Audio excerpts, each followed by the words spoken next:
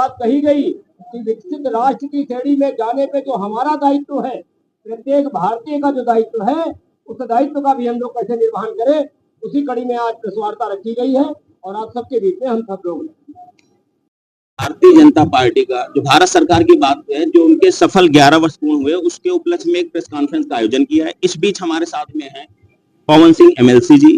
सबसे बड़ी बात है, जो 11 वर्ष पूरे हुए हैं भारत सरकार के, सबसे पहले उस विषय में सेवा सुशासन के जो 11 साल बेमिसाल रहे, हकीकत में माननीय मोदी जी के नेतृत्व में जो शानदार तरीके से भारत का गौरव बढ़ा है, चाहे शिक्षा क्षेत्र में हो, चाहे रोजगार के क्षेत्र में हो, चाहे टेक्नोलॉजी के क्षेत्र में हो, चाहे जल थल और वायु तीनों, चाहे सेनाओं के लेकर के हो, चाहे उसके उपक्रम को लेकर के हो, दोनों अमूलचूल परिवर्तन हुआ है। कारण रहे है जो बड़े मन से, बड़े भाव से, बड़ी ईमानदारी से काम करता है, उसकी एक अलग ही प्रोग्रेस रहती है। मुझको लगता है इस तरह भारतीय जनता पार्टी ने माननीय मोदी जी के नेतृत्व में जो सरकार नेतृत्व कर रही है वो शानदार तरीके से कर रही है और आगे भी इसी तरह हम लोग प्रोग्रेस करते हैं। कहीं ना कहीं यूथ के आइडल जो देखा गया है हम माने जाते हैं, और चाहे शिक्षा की बात हो, लेकिन अभी हाल में ही आप रूस भी गए, तो किस उद्देश्य को लेकर गए थे, जो हम चाहेंगे हमारे दर्शकों को बताएं।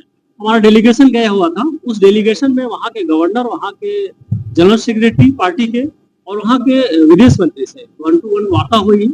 उन्होंने भारतीय जनता पार्टी के साथ साथ में हमारे देश की जनता को, देश के लोगों को मित्र देश मानते हैं। बड़ा सम्मान है, मोदी का सम्मान होने की वजह से हम लोगों को बड़ा सम्मान किया।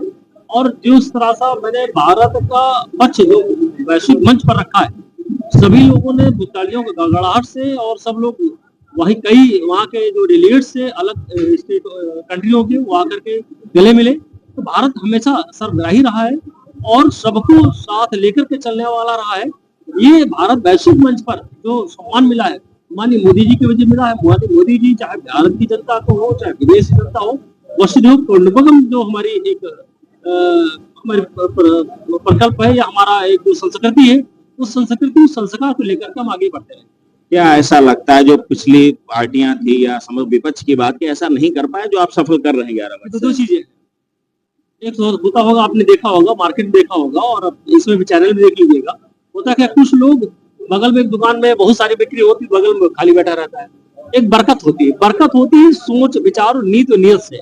अगर नीत नियत हमारी दुरुस्त है तो निश्चित बरकत होगी। बरकत मतलब होता है कि हमारे देश का आज जो अमूलचूल परिवर्तन हुआ, हम लोग कहाँ ब्रिटेन हमारे पर राज्य किया है, आज मैं उससे ऊपर पहुंचा हूँ और हमारी थर्ड पहुंचने वाले, चौथी हम लोग पहुंच चुके हैं। तो एक बड़ी बात अपने आप में ये बरकत होती है।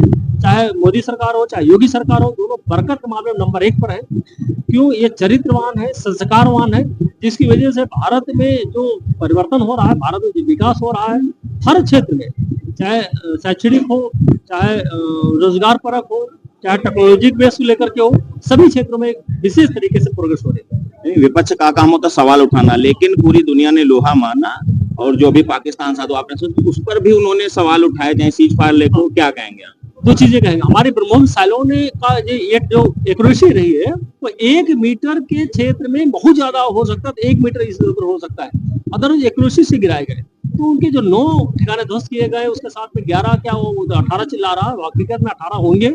18 एयरबेस ध्वस्त किए गए और उनका जो परमाणु शक्ति देश है पाकिस्तान होने के बावजूद हिंदुस्तान ने बिल्कुल एक संकोच नहीं किया और उनको नेस्तनाबूद करने की कोशिश किया। उनको ये भी किया कि वो जो अनैतिक तरीके से आतंकवादी भेज करके हमारे हिंदुस्तान को परेशान कर रहे थे, बार बार ये कह दिया कि अगर दोबारा कोई घटना घटी तो हम युद्ध की को संज्ञा देंगे और युद्ध माना जाएगा। तो इस तरह माननीय मोदी जी ने लगातार अपने आप प्रोटेक्शन भी किया और दूसरे को कहीं नहीं चेताते रहे कि हिंदुस्तान अब वो हिंदुस्तान पहले वाला नहीं रहा। अब हिंदुस्तान बड़ा मजबूत, बड़ा संघर्ष और बड़ा अपने आप में शक्तिशाली है, जो किसी की रक्षा तो कोई कर सकता है, अपनी रक्षा कर सकता है, किसी की रक्षा कर सकता है। इतने हम लोग शक्तिशाली बन चुके हैं। कुछ विपक्ष पार्टियों के द्वारा, कुछ नेताओं के द्वारा आपने भी देखा होगा, सीज फायर पर भी सवाल उठाए गए। बिल्कुल आप सही कह रहे हैं। सीज फायर पर हमारी फौज पर जो कहीं कोई शंका करता है और हकीकत में उसका प्रूफ मांगना शुरू कर देता है और उस पर मतलब इस तरह की बयानबाजी होता, तो हमारी फौज का मनोबल डाउन करने की कोशिश करता।